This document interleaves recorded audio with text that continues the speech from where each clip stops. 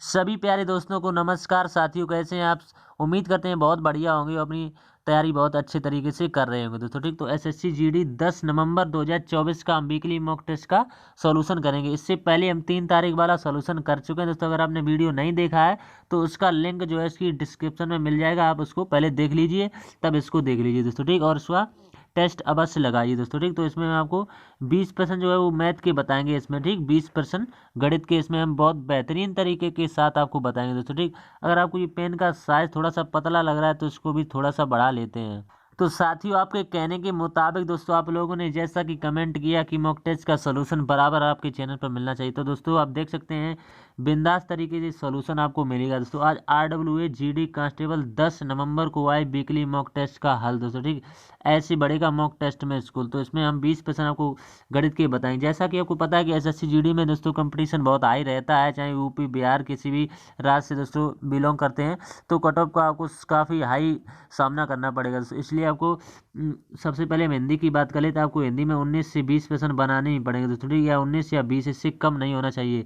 और गणित में इसका लेवल बताएं, गणित में आप 17 से 18% बना लेते हैं तो बढ़िया स्कोर माना जाएगा दोस्तों। ठीक, तो और इसके बाद में जीएस में आप 13 से 15% बना लेंगे तो आप सिलेक्शन तक पहुंच जाएंगे दोस्तों। ठीक, इसके बाद में बचा क्या है, रीजनिंग में भी आपको 19 से 20% ही बनाने पड़ेंगे, तब जाके आप कहीं मेरिट तक पहुंच पाएंगे दोस्तों। ठीक, तो इस तरह से आप क्वेश्चन आसान बना पाएंगे और काफ़ी बढ़िया स्कोर कर पाएंगे दोस्तों। ठीक, तो उम्मीद करते हैं ज़्यादा से ज़्यादा आप PYQ लगाइए दोस्तों। ठीक, PYQ आप ज़्यादा से ज़्यादा लगाइए, क्योंकि प्रीवियस ईयर जब आप लगाएंगे तो आपको पता चलेगा कि एसएससी किस तरह के प्रश्न को पूछ रही है दोस्तों। ठीक, तो PYQ के लिए हमने आपके लिए एक व्यवस्था की है कि इसमें हमारे चैनल पर जाएंगे तो आपको प्लेलिस्ट का एक ऑप्शन मिलेगा। तो जब प्लेलिस्ट का ऑप्शन मिलेगा उसमें आप देखेंगे कि नवंबर का जो हमने वीकली मॉक टेस्ट का सॉल्यूशन कराया था, यानी 3 नवंबर को पहला वीकली मॉक टेस्ट आया था, उसका सॉल्यूशन पड़ चुका है, प्लेलिस्ट भी बन चुकी है।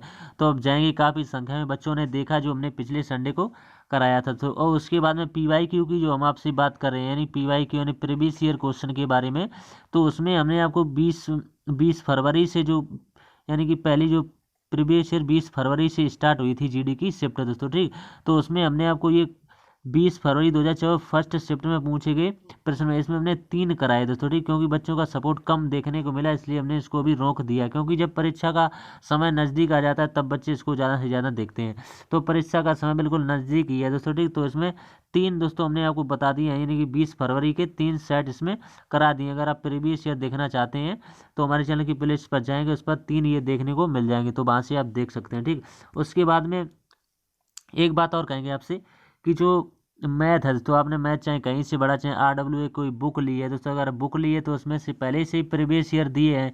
अगर आपने कहीं से भी मैथ नहीं पढ़ा तो ये नवीन अंक गणित की बुक आप ले लीजिए दोस्तों। ठीक, इसकी हम PDF अगर आप चाहते हैं, इसको नहीं लेना चाहते हैं, ये काफ़ी महंगी भी पड़ेगी आपको क्योंकि काफ़ी मोटी है, इसको आप नहीं लेना चाहते, RS अग्रवाल की ये बुक है दोस्तों। ठीक, तो इसका लिंक जो है हम डिस्क्रिप्शन में दे देंगे, वहाँ से आप सीधा प्ले स्टोर से इसको डाउनलोड कर लीजिएगा।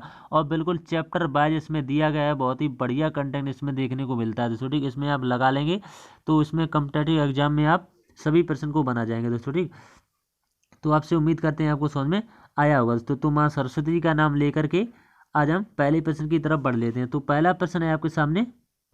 इससे पहले आपसे एक बात और कहना चाहेंगे कि आप चैनल को सब्सक्राइब नहीं कर रहे हैं, क्योंकि हमने जब अपने एनालिसिस किया उसमें जा कर के देखा है तो बहुत ही कम बच्चे इसमें सब्सक्राइब कर रहे हैं। तो आपसे उम्मीद है आपके लिए सब कुछ कर रहे हैं दोस्तों। ठीक, तो चैनल पर पहली बार हैं तो चैनल को सब्सक्राइब अवश्य कर लें और दोस्तों के साथ ज़्यादा से ज़्यादा शेयर करें। ठीक, आपके पास जितने भी स्टडी ग्रुप हैं दोस्तों, ठीक, क्योंकि दोस्तों के पास पहुँचाएंगे सभी लोग सिलेक्शन के हकदार बनेंगे, क्योंकि हम सब आपस में एक तरीके से भाई भाई हैं। तो पहले प्रश्न की तरफ बढ़ लेते हैं दोस्तों। ठीक, चीनी का मूल्य 15% बढ़ जाता है, चीनी की खपत में कितने प्रतिशत की कमी करनी चाहिए जिससे कि चीनी की खरीद पर होने वाला खर्च जो है समान रहे। दशमलव के ये 2 स्थानों तक आपको बताना है, क्योंकि ये दशमलव में कटेगा तो आपको दशमलव में बताना है। तो सबसे पहले आप इसको पकड़ेंगे फ्रैक्शन को। 15% की वैल्यू क्या होती है, 15, तो 15/100 करेंगे। ठीक, 15/100 तो 5 से काटेंगे, 5 3 15 होते हैं और 5 दूनी 10 होते हैं, यानी 3/20 हो जाएगा। लेकिन कहा क्या है, बढ़ जाता है तो 20 से 23 हो जाएगा आसानी से। क्या हो जाएगा, 20 से 23। तो कितना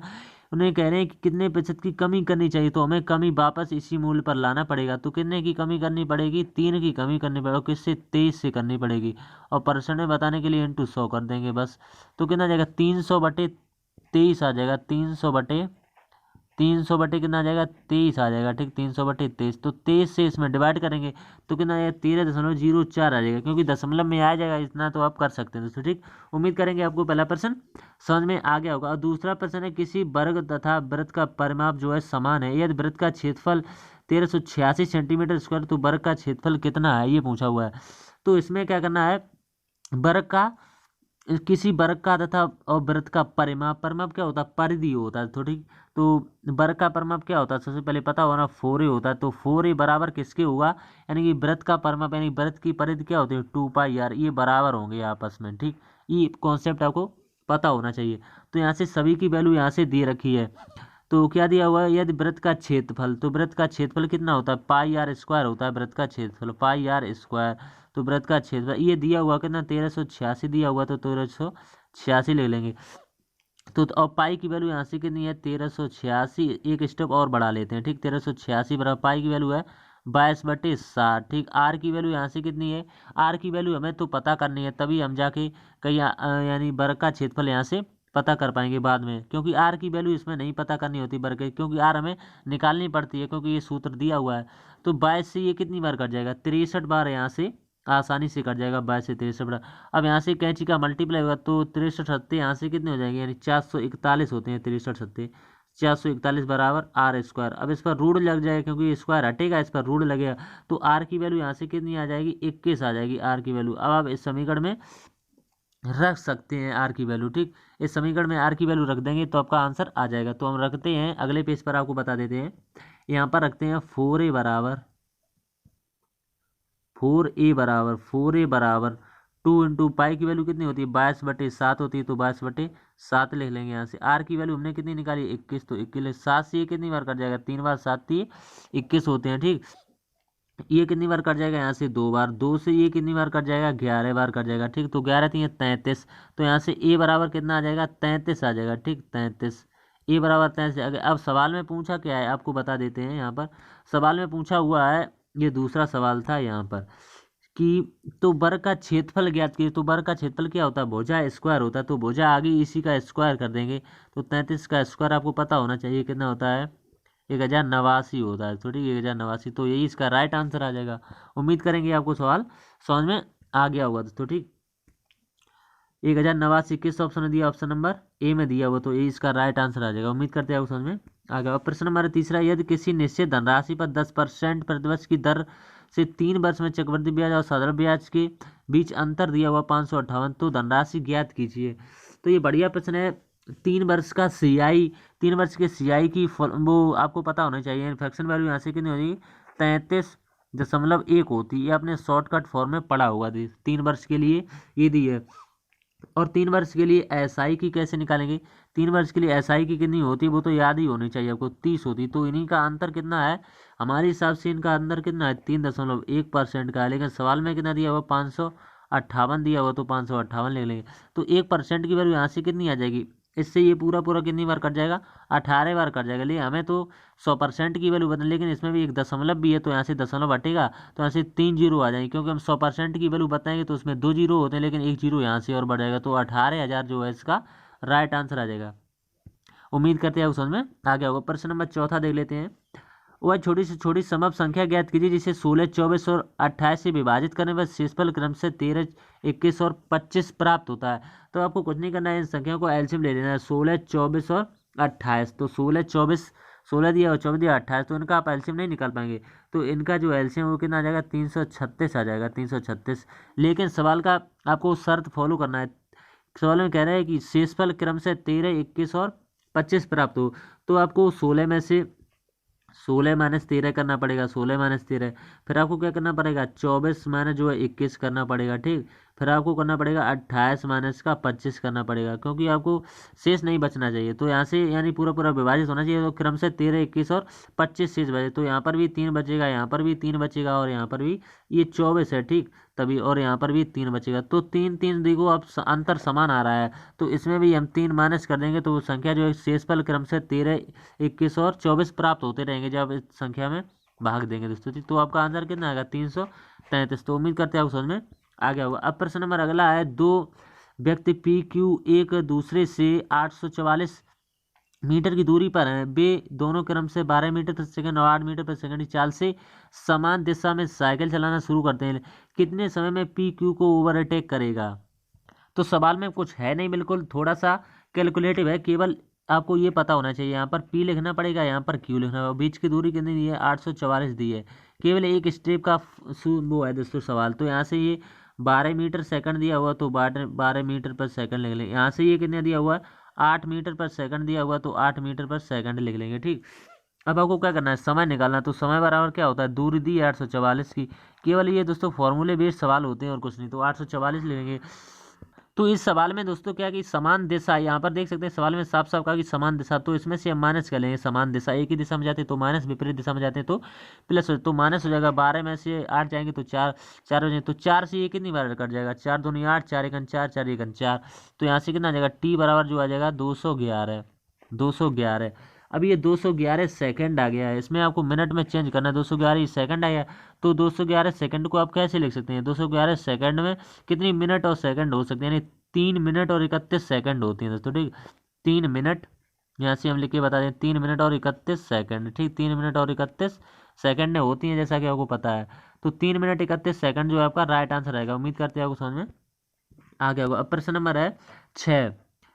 23 संख्याओं का औसत 51 है, पहली 12 संख्याओं का औसत 49 है और अंतिम 12 संख्याओं का औसत 54। यदि 12वीं संख्या को निकाल दिया जाए तो शेष संख्याओं का औसत ठीक 2 दशमलव स्थानों तक आपको बताना है। तो जब भी औसत का फॉर्मूला आए दोस्तों आपको योग निकालना है। तो सबसे पहले निकालेंगे कितना? 23। 23 इंटू 51 करेंगे तो 23 इंटू 51 कर लेंगे। ठीक, 23 इंटू 51, तो यहाँ से कितना आ जाएगा? 23 इंटू 51 करेंगे, फिर हम करेंगे 12। 12 इंटू कितना करेंगे? 49 करेंगे, तो 12 इंटू 49 कर लेंगे। फिर 12 दिया हुआ, फिर 12 इंटू 54 दिया हुआ, तो हमें 54 संख्या तक का बताना है। आज साथियों हो सकता है आपको राइटिंग में थोड़ा सा प्रॉब्लम हो जाए, उसके आप एडजस्ट कर लें दोस्तों। हम उम्मीद करेंगे कि आपको समझ में आ रहे हैं दोस्तों। संख्याएं तो दिख रही होंगी दोस्तों। हमें अभी पेन इसको चेंज करते हैं तो आपको सही समझ में आएगा। तो यहाँ से योग करेंगे, कितना आ जाएगा? 11।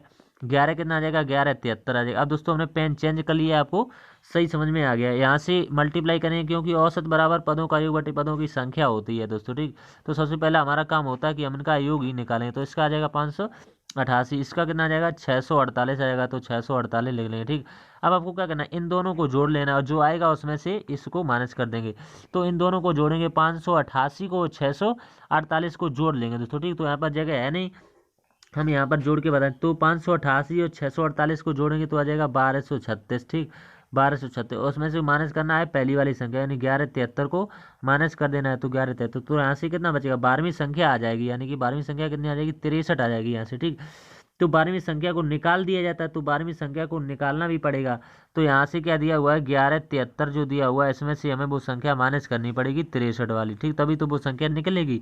तो वो संख्या माइनस करने यहाँ से 63, तो यहाँ से कितना आ जाएगा? 1110 आ जाएगा। ठीक, 1110। इसको किस में से माइनस करेंगे? यानी कि पहली संख्या 23 थी, जब 22 हो जाएंगी तो इन्हीं का औसत पूछा हुआ, तो इससे डिवाइड करेंगे कितना आ जाएगा? 50.45 आ जाएगा, 50.45। तो यही इसका राइट आंसर हो जाएगा। उम्मीद करते हैं आपको समझ में आ गया होगा दोस्तों। ठीक, अब प्रश्न नंबर अगला देख लेते हैं किस तरह से बनेगा। 7 है, कोई विक्रेता किसी मूल्य पर क्रय मूल्य से 50% अधिक अंकित करता है। वह किसी विशेष ग्राहक के लिए 30% और 25% दो क्रमांक छूटें प्रदान करता है। परिणाम स्वरूप उसे 850 की हानि होती है। वह उत ग्राहक को, उत यानी गलत प्रिंट हुआ दोस्तों, यहाँ पर उस होगा, यहाँ पर उस ग्राहक को किस मूल्य पर वस्तु बेचता है। तो हो जाती है कभी ना कभी दोस्तों। ठीक, टाइपिंग मिस्टेक वहाँ से, क्योंकि बहुत सारे सवाल बनाने पड़ते हैं। तो देख लेते हैं प्रश्न नंबर 7 जो है बढ़िया है। क्रय मूल्य दिया हुआ है और अंकित मूल्य दिया हुआ है। जैसे आप क्रय मूल्य को 100 मान लेंगे दोस्तों। ठीक, यहाँ से क्रय मूल्य को कितना मानेंगे? 100 मान लेंगे। ठीक, क्रय मूल्य को 100, तो इससे 50% अधिक, तो 150 हो जाएगा, क्योंकि 100 से हमेशा कम और ज़्यादा कर लेते हैं हम। तो 30% और 25% की कुल छूट किसके बराबर होगी? एकल छूट आप निकालना जानते होंगे दोस्तों। ठीक, तो यहाँ से एकल छूट आ जाएगी। इसकी एकल छूट वही फॉर्मूला होता है, रामबाण फॉर्मूला, ए प्लस बी माइनस ए इंटू बी अपॉन 100 दोस्तों। ठीक, तो यहाँ से आ जाएगा 47.5%। ठीक, 47.5 आ जाएगा। अब आपको यहाँ से एसपी निकाल लेना है दोस्तों। ठीक, तो एसपी निकालेंगे, किस तरह से निकालेंगे? 150 और माइनस का 150 माइनस का कितना करेंगे?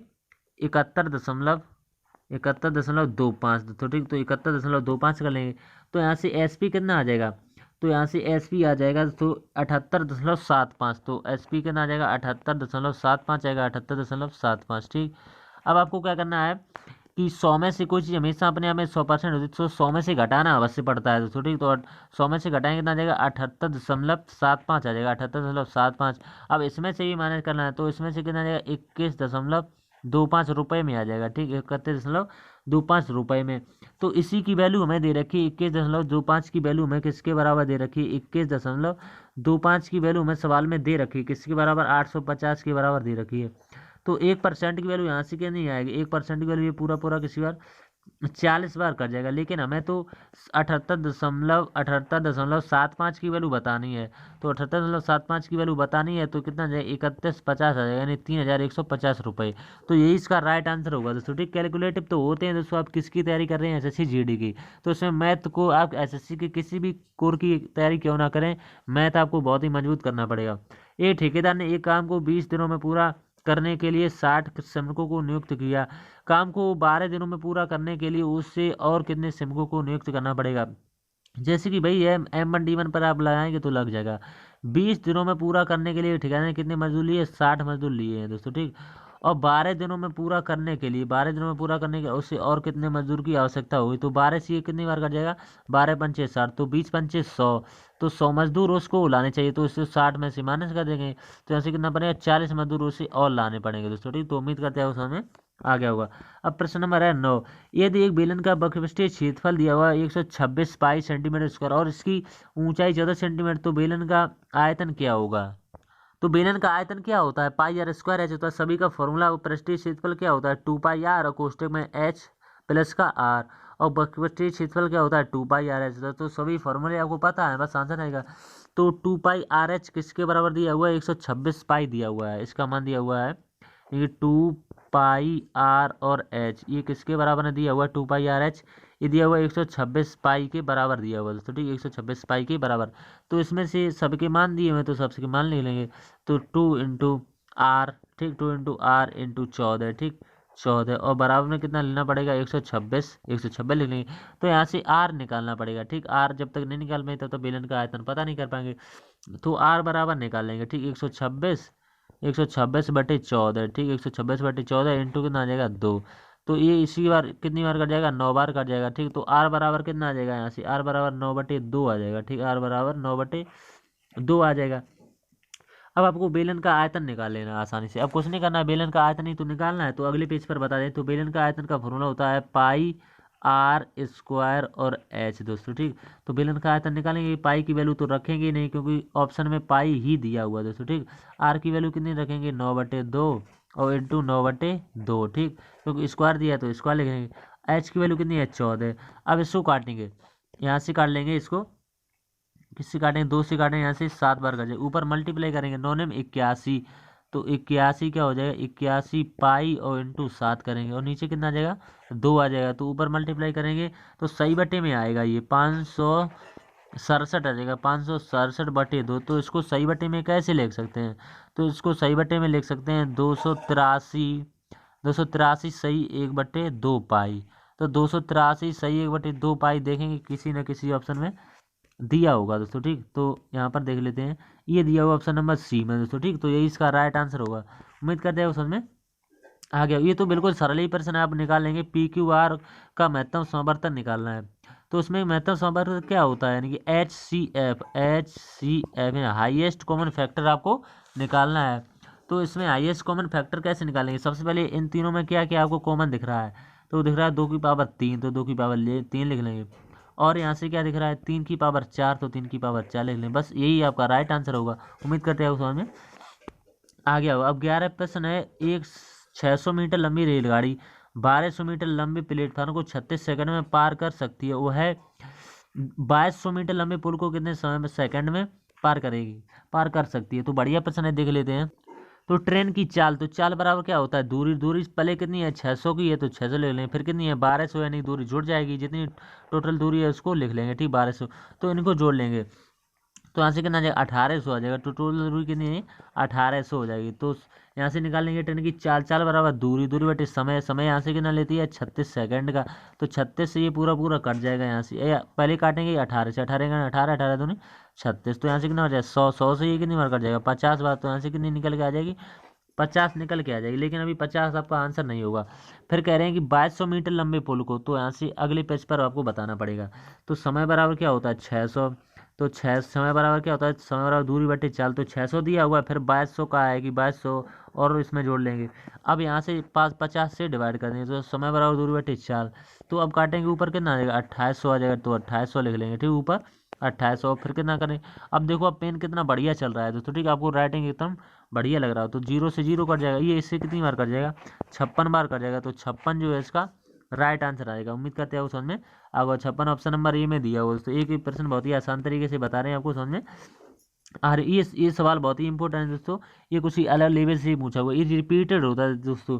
इसके अलावा हम आपको एक एग्जाम्पल देते हैं, जैसे संख्या है, कह रहे हैं कि 7, 11 और 13 से पूछते हैं। तो 7 और 11, 13 का बहुत ही अच्छा रिड्यूसिबिलिटी रूल है। जैसे हम कहें ये 556 हम कहें आपसे 556 है, फिर हम आएंगे 556 कहें, 556 कहें, तो ये संख्या किससे कटेगी, ये आसानी से पूरी पूरी 7, 11 और 13 से आसानी से कटेगी दोस्तों, ठीक। फिर हम आपसे कहें कि 662 कहें, फिर हम यहाँ से 662 कहें, 662, तो ये संख्या पूरी पूरी कटेगी। तो यहाँ से भाई ये रोल है 800 कितना दिया हुआ 823 दिया हुआ, तो 823 ले लेंगे।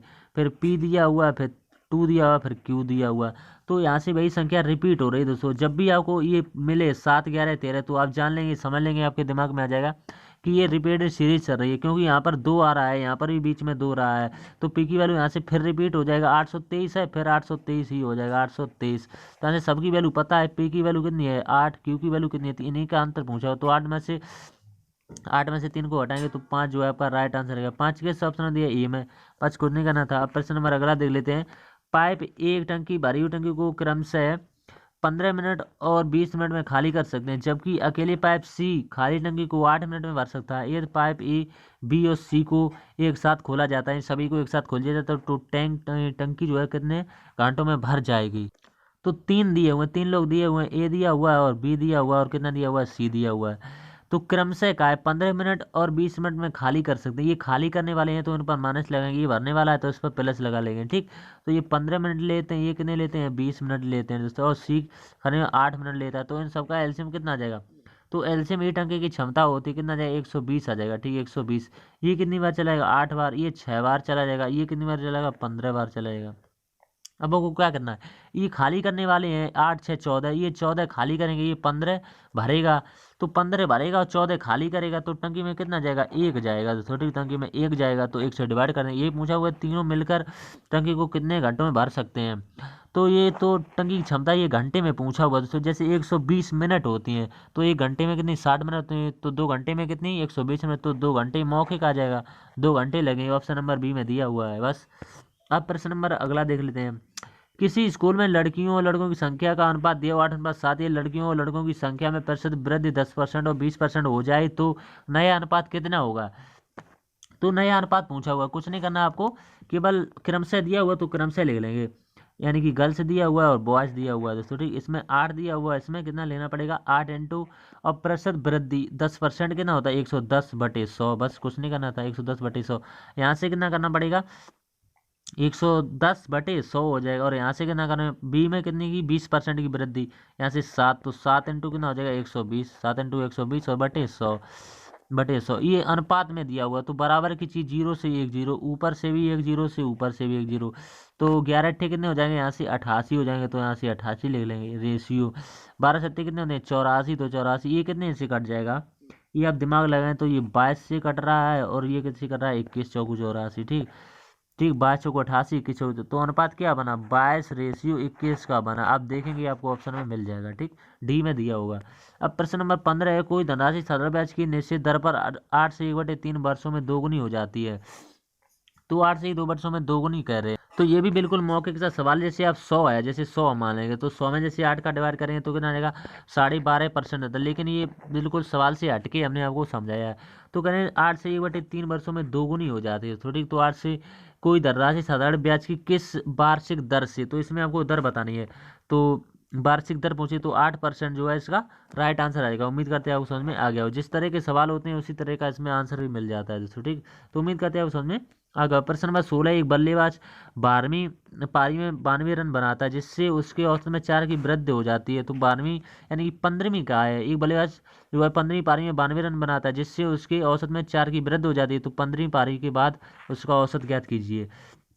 तो आपको क्या है कि इसमें 12वीं पारी का है, यानी कि 15वीं पारी का है दोस्तों, ठीक। 15वीं पारी में 92 रन बनाता है, 4 की वृद्धि होती है। तो 15 पारी हैं, 4 की सब में वृद्धि होती है। तो कुल वृद्धि कितनी हो जाएगी? 15 चौकू 60, यानी कि 15 और इंटू 4 कर देंगे। 15 इंटू 4 तो कितना हो जाएगा? 60 की यहाँ से वृद्धि हो जाएगी दोस्तों, ठीक। तो 92 में से 60 को माइनस करेंगे। तो 92 में से 60 को माइनस करें तो ऐसे कितना बचेगा? यहाँ से बचेगा 32। तो 32 और सवाल में करेंगे कि 4 की वृद्धि हो जाती है, तो 4 इसमें जोड़ देंगे तो 36 जो है इसका राइट आंसर रहेगा। उम्मीद करते हैं समझ में आ गया हुआ। ऑप्शन नंबर बी में दिया हुआ। अब प्रश्न नंबर है अगला। ये तो बहुत ही सरल प्रश्न है, इसको हम आपके लिए होमवर्क के तौर पर रखते हैं दोस्तों, ठीक। क्योंकि आपको ये प्रश्न हमसे पूछेंगे तो आप प्रश्न कैसे बना पाएंगे 20 में से 20। इसका आंसर भी हम आपको बता दें, इसका आंसर 0 आ जाता है। जो भी बच्चा इसको कमेंट करेगा उसको हम बहुत ही धन्यवाद मानेंगे दोस्तों, ठीक। तो इसको कुछ नहीं करना है, केवल 74 से इसमें डिवाइड करके देख लेना है, पूरा पूरा चला जाएगा, कुछ भी शेष नहीं बचेगा दोस्तों, 0 आ जाएगा, ठीक। अब प्रश्न नंबर है 18, एक पेन का क्रय मूल्य जो है 660 है। यदि इस मूल्य पर प्राप्त लाभ 20% तो पूर्ण यानी पेन को बेचने पर प्राप्त लाभ रुपए में ज्ञात कीजिए। तो कुछ नहीं करना है, साधारण सा प्रश्न है, कुछ थोड़ा सा घुमाया गया है दोस्तों, ठीक। इसमें थोड़ा सा घुमाया गया है। क्रय मूल्य दिया हुआ है 660 दिया हुआ है दोस्तों, ठीक। तो यहाँ से लिखेंगे क्रय मूल्य कितना दिया हुआ है? 660 दिया हुआ है और इंटू 100 करेंगे। और लाभ कितने का कह रहे हैं? 120 यानी 20%, तो 120 है, 0 से 0 काटेंगे। ये ऐसे पूरा पूरा कट जाएगा, यहाँ से कट जाएगा। 12 पंचे 60 और 12 पंचे 60, यानी 550 आ जाएगा। यहाँ से 550 आ जाएगा, ठीक। 550 ये क्रय मूल्य आ जाएगा। और विक्रय मूल्य कितना दिया हुआ है? विक्रय मूल्य दिया हुआ है 660 दिया हुआ, तो 660 इसमें से माइनस कर लेंगे, बस आपका आंसर निकल जाएगा 0। ऐसे कितना जाएगा? 110 जो है इसका राइट आंसर आ जाएगा। 110 रुपये, रुपये में पूछा हुआ, परसेंट में तो उसमें दिया हुआ था। ए एक कार्य के 1/4 भाग को 9 दिनों में कर सकता है। बी उसी कार्य के 2/3 भाग को 28 दिनों में कर सकता है। साथ में मिलकर कार्य करते हुए भी सी पूरे कार्य को कितने दिनों में पूरा कर सकते हैं? तो बहुत आसान प्रश्न है। जैसे एक आए तो 1/4 भाग को कितने दिन में पूरा कर सकता है? 9 दिन में। तो कैंची का मल्टीप्लाई हो तो एक कितने दिन लेगा? 9 चौक 36 दिन लेगा। अब बी उसी कार्य के 2/3 भाग को, तो 2/3 भाग को 28 दिनों में पूरा कर सकता है। तो 2 से ये कट जाएगा 14 बार, 14 दिन 28। तो यहाँ से कितना आएगा? कैंची का मल्टीप्लाई 14 42, यानी बी कितने दिन में करता है? 42 दिन में। अब आपको पता चल चुका है ए दिया हुआ है और बी दिया हुआ है दोस्तों, ठीक। ये कितने दिन लेता है? 36 दिन, और ये कितने लेता है? 42 दिन लेता है। दोनों का एलसीएम ही टोटल वर्क हो जाएगा। तो दोनों का एलसीएम ही टोटल वर्क हो जाएगा। तो दोनों का एलसीएम कितना है? 252 आ जाएगा, यानी 252, ठीक। 252, ठीक। 252 ये कितनी बार चला जाएगा? 7 बार, और ये चला जाएगा 6 बार चला जाएगा। अब 252 जो है कह रहे हैं दोनों मिलकर कितने दिन में करेंगे? तो 252 और बटे 13, तो 252 बटे 13 एक ही ऑप्शन में दिया, ऑप्शन नंबर ए इसका राइट आंसर। 6 आप कहेंगे 13 कहाँ से आएगा? तो इसकी क्षमता 7, इसकी क्षमता 6, तो 6 6 13 हो जाएगा दोस्तों, ठीक। अब प्रश्न नंबर 20 और लास्ट प्रश्न है। 42 सेंटीमीटर व्यास वाले ठोस शीशे के गोले से 3 सेंटीमीटर व्यास वाली ऐसी कुल कितनी गोलियां बनाई जा सकती हैं? तो इसमें कुछ नहीं करना है, दोनों की आयतन इक्वल करने पड़ेंगे दोस्तों। गोले का आयतन कितना हो? 4/3 पाई आर क्यूब। दोस्तों आपको पता होना चाहिए 4/3 और पाई आर क्यूब। मेंसुरेशन से आप क्यों डरते हैं?